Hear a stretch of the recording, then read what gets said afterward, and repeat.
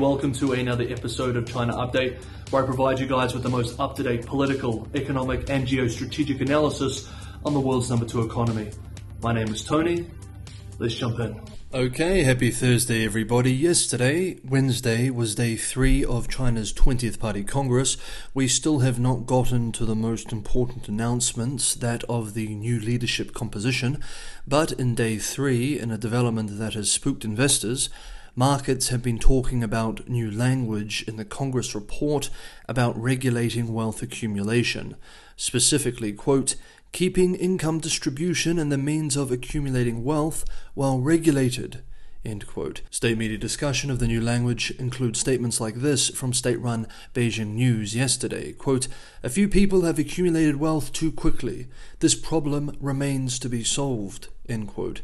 Another state media writes yesterday, quote, in recent years, property income, including investment, stocks, bonds, etc., is a choice and result of various income distribution methods under the conditions of our socialist market economy. However, in the process, there has been an explosive growth of wealth, end quote, and goes on to express, quote, people have more expectations for common prosperity, rather than the gap between the rich and the poor widening further. Therefore, people also hope that the state will use taxation, laws, and other related means to adjust the phenomenon of getting rich too quickly, end quote.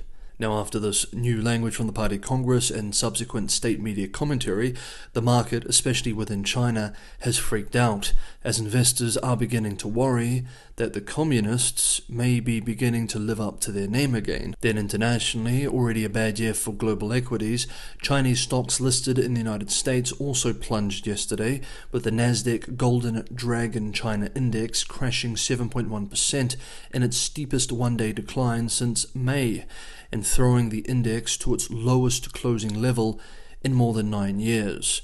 The index is down almost 60% year-on-year. The sell-off was likely also influenced by mixtures of other concerns too, including increasing COVID cases, which we will discuss in tomorrow's video, and the decision to push the release of economic data for Q3, which we discussed on Monday, and continues to have some observers scratching their heads. Quote, it's a horrible blunder. I don't know if they are massaging the numbers, even if they need to massage the figures.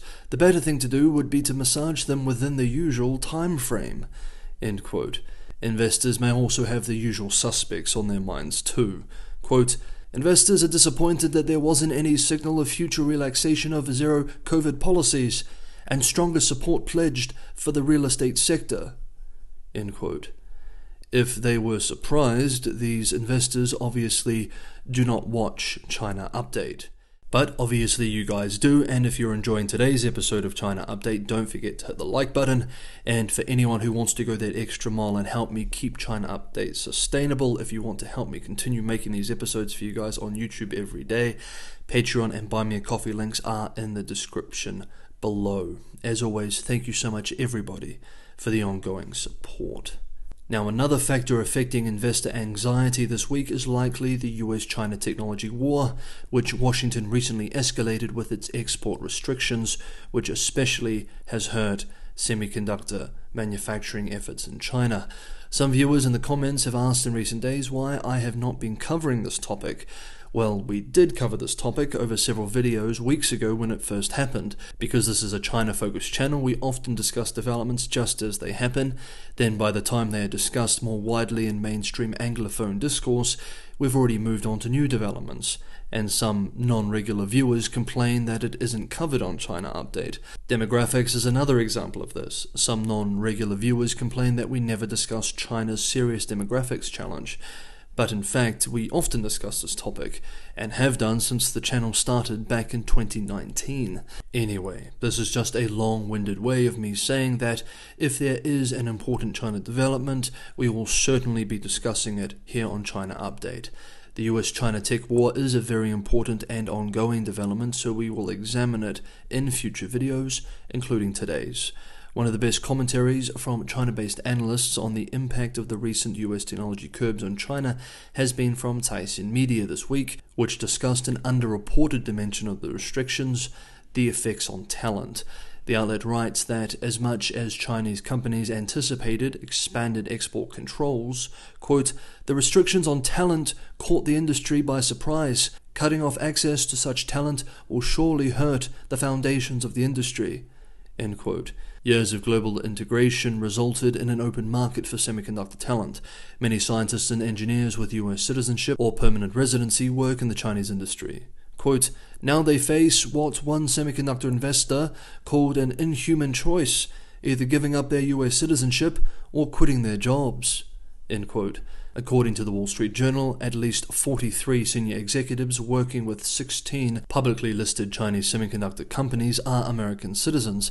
Many of them hold C-suite titles, from chief executive to vice president and chairman. Many Chinese Americans with US citizenship hold key technical positions at Chinese chip companies too.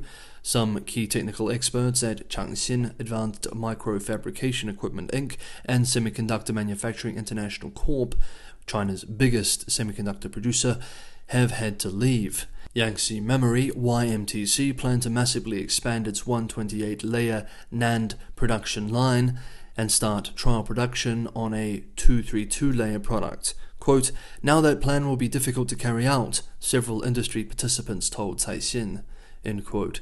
One person close to local government policymakers in the semiconductor industry also told the outlet, quote, the reality is that domestic equipment is not enough to support a similar production line now, end quote.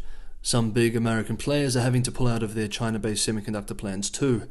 Apple had already completed the months-long process of certifying the just-mentioned YMTC's 128-layer 3D NAND flash memory for use in iPhones, planning to start using the chips as early as this year.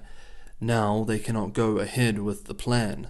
Japanese financial media outlet Nikkei Asia, speaking to a supply chain executive, writes that the reason that Apple had gone with the government-subsidized YMTC chips is that they are 20% cheaper than those of leading rivals. Okay, next up, and while we are still on US-China matters, at a recent event this week, US Secretary of State Antony Blinken said that Beijing was determined to pursue unification with Taiwan on a much faster timeline. Some US-based analysts have observed that while Beijing has indeed reiterated that military options remain on the table vis-à-vis Taiwan, there is not much in authoritative PRC documents or statements that would indicate an accelerated timeline, making some wonder whether Blinken is privy to intelligence not publicly available. So what did the US Secretary of State actually express? On Monday this week, at an event in California, Blinken said that China had made a, quote, fundamental decision that the status quo was no longer acceptable, end quote, and that, quote, Beijing was determined to pursue reunification on a much faster timeline, end quote, without elaborating on the details. Quote, while I do not believe invading Taiwan is Xi's preferred choice, the PLA may think sooner would be much better than later before Taiwan has a chance to fix its military and the US rebuilds its munition stocks and sends better weapons to Taiwan. Whatever the calculations, the tensions over Taiwan are only going to increase, as there is no viable political solution in any realistic scenario, end quote. Meanwhile, in Washington this week, the Senate's annual defense authorization bill will now include $10 billion in military aid for Taiwan, more than double the initial amount proposed. The full Senate is expected to vote on the law, including the Taiwan defense provisions, when lawmakers return to Washington after midterm elections in November. And finally, for today's episode of China Update, European leaders, policymakers, and other influential actors have been engaging in much discourse this year on how the continent should engage with China. In recent months, it appears that the EU is shifting to a view of more intense competition with Beijing. For example, according to a recent internal paper prepared by the European External Action Service, a type of foreign affairs office for the EU, and sent to the bloc's 27 member countries, economic competition and systemic rivalry with China are central themes. Beijing's support for the Russian war with Ukraine, as anticipated, appears to be a major factor towards Europe's renewed wariness towards the PRC. with the internal paper writing, quote, "Although more recently China seems to have distanced itself slightly from Russia's objectives in Ukraine, especially when Putin threatened to use nuclear weapons, China-Russia bilateral relations clearly amount to a strong strategic partnership based on support for each other's core interests and cannot be ignored." End quote. Taiwan is also a concern for the European External Action Service. Quote, "It is key to focus on de-escalation to prevent the erosion of the status quo, including by referring to possible consequences in case of specific unilateral imposed changes to the status quo." End quote.